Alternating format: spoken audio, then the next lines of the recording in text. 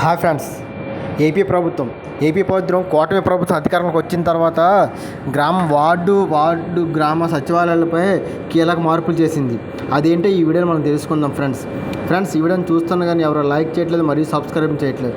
Friends ఈ video నచ్చితే like చేసి సబ్స్క్రైబ్ చేయండి, మరి ఈ వీడియోని స్క్రిప్ట్ చేయకుండా పూర్తిగా చూడండి ఫ్రెండ్స్. అలాగే షేర్ చేసి కామెంట్ చేయండి. వార్డు సచివాలయాల గురించి ఏపీ కూటమి ప్రభుత్వం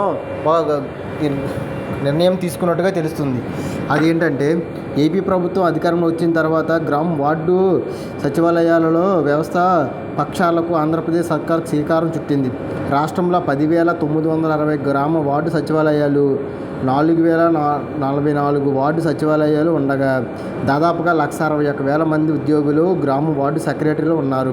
అవసరాలకు అనుగుణంగా వార్డు సెక్రటరీలను వినియోగించుకునేలాగా కసరత్తు చేస్తుంది ఏపీ ప్రభుత్వం.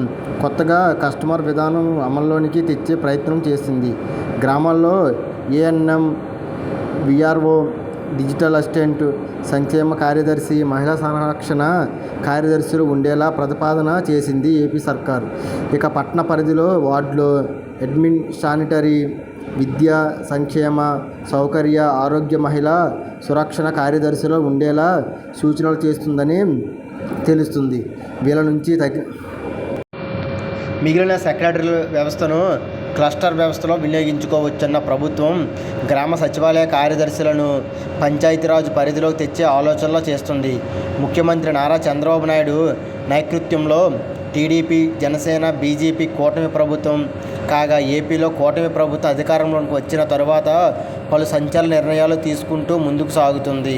ఇప్పటికే పలు శాఖలో అవకతవకలపై విచారణ కొనసాగుతున్న విషయం విదితమే అని తెలుస్తుంది ఫ్రెండ్స్.